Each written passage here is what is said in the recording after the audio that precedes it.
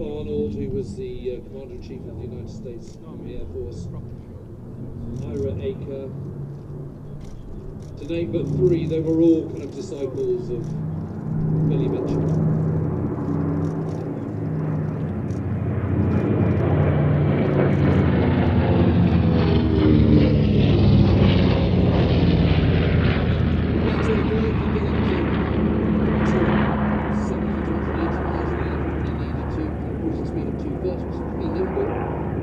Very versatile. I was talking earlier on about the need to destroy bridges and marshalling yards in advance of D-Day, an absolute non-negotiable prerequisite for that operation across the Channel. The actual invasion itself had to clear that airspace, had to slow up. Yeah, TFC don't mess around, do they? The German ability to reinforce the bridgehead once it was formed in Normandy. And it was those medium bombers like the B-25, like the B-26, that were doing hard yards, flying in low at kind of 1,000 feet, 2,000 feet, bombing from very, very low heights with incredible precision. And this plane, amazingly, was flying operationally until 1979. Still being used in Korea.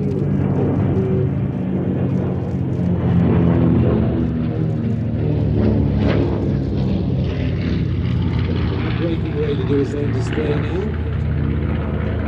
Were awesome, and particularly so in the second part of the war, when Allied air power was really ruling the roost. Served all around the globe, all theatres, Italy, Africa, Far East, of course Northwest Europe as well.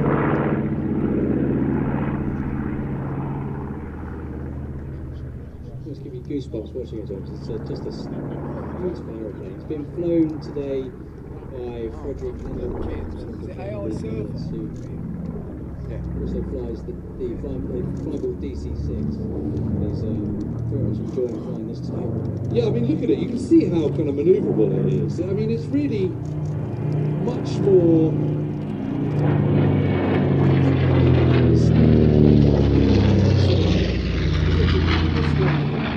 Really delicately, isn't it? You know, I see that and I just think of these planes flying in formation over France, I don't know, early May 1944, ahead of the invasion, to attack some bridge over the River Loire or something, coming in low. And the amazing thing is that these bombers, these twin-engine bombers like the Mitchell, destroyed every single bridge over the River Seine.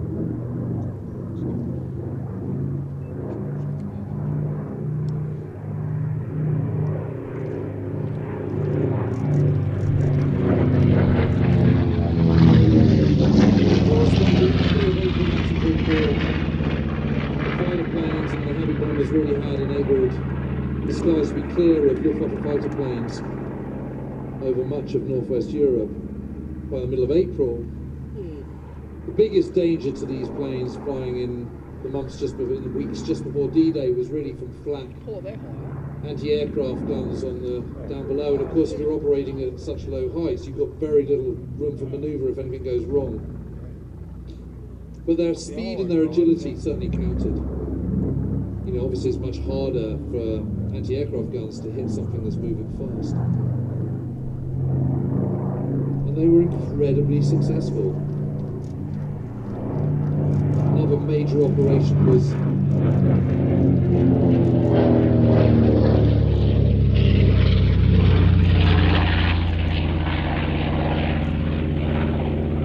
Operation Strangle, which in April 1944 in Italy, ahead of the last major attack yards. And yet again, the Mitchells and the other medium bombers were mainstays of this, operating very successfully in the Mediterranean.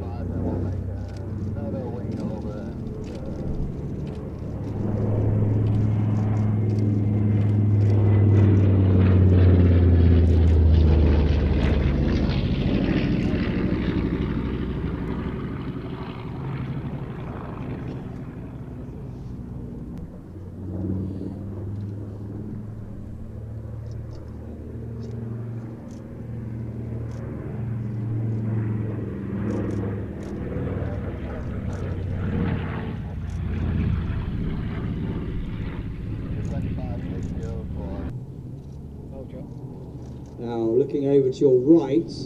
In the lead now we have the P-38 pulling up into a 3-ship loop with that P-51 on his left wing and the Corsair on the right.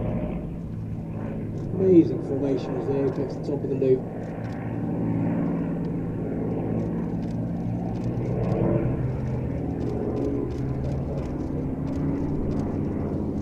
B-25's coming in.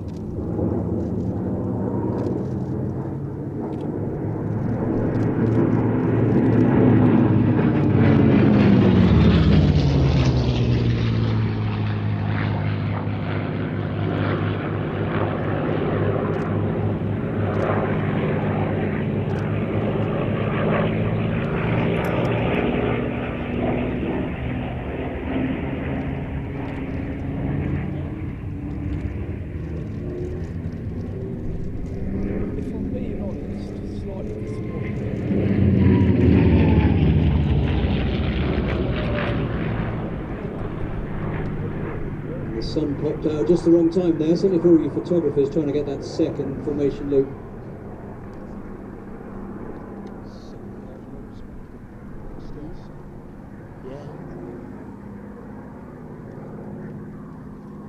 P-38 being flown by Raymond Reedman, who it sounds like he has the worst job in the world. He is the chief fixed-wing pilot for the Flying Bulls, so he gets to fly all of the fixed-wing aircraft in the Flying Bulls inventory.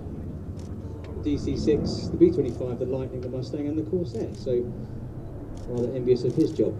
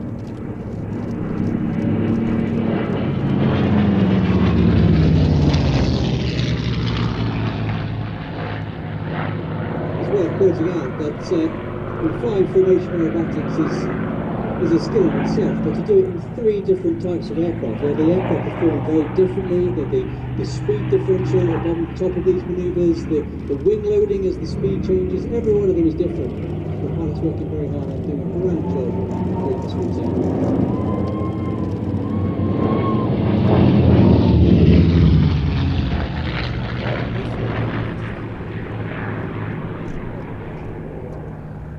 Expertly piloting the P-51 is Eskil Amdahl.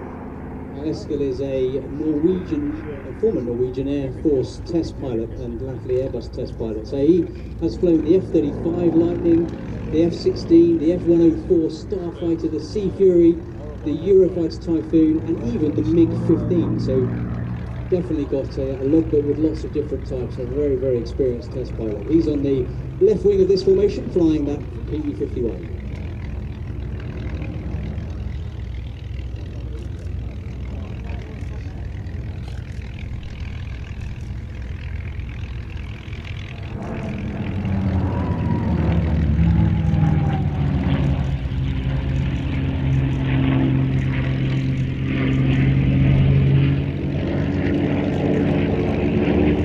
Sitting in the military decks, aren't we? Landing in the green room for the approval of this. It's just fabulous. I'll give others a go outside because we can't quite see the formation. Flying the Corsair is Eric Goujon. Eric is a French pilot who he's been flying a lot of various types throughout his career. He started as a Mirage pilot in the French Air Force, and he's flying Spitfires and Corsairs in France and with the Flying Bulls. So he is again a very experienced warbird display pilot. Now we've just gone into a three-ship lead, led by the P-38, followed by the P-51 and the Corsair for a beautiful three-ship tail chase. So cameras ready for this.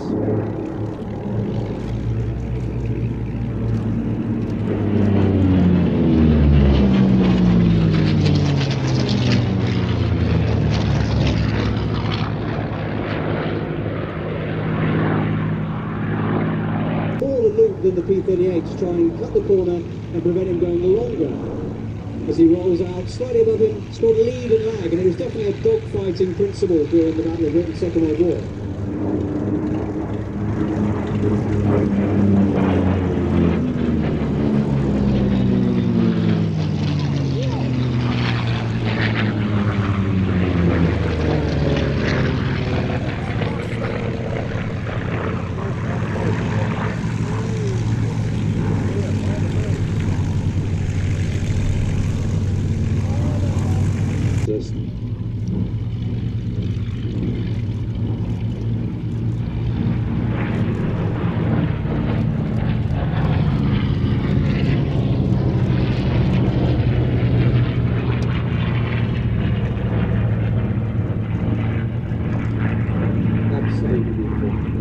During COVID, we did something called the Armchair Airshow. We didn't go have real air shows, we did an online one. 38 is a case in point, really.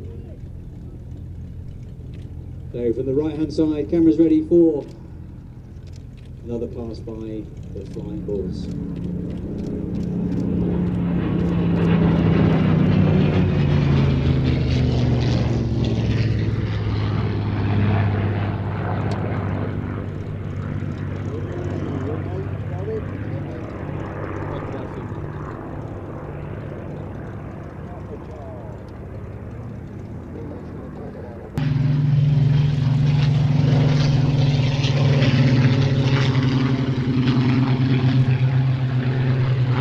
See there the P-38 weaving on finals there, just extending his ground track to enable those Spitfires to get airborne, because they were occupying the runway. He wants to touch down, so he's just weaving on final to extend that ground track before he comes and touches down. Now the Spitfires are cleared.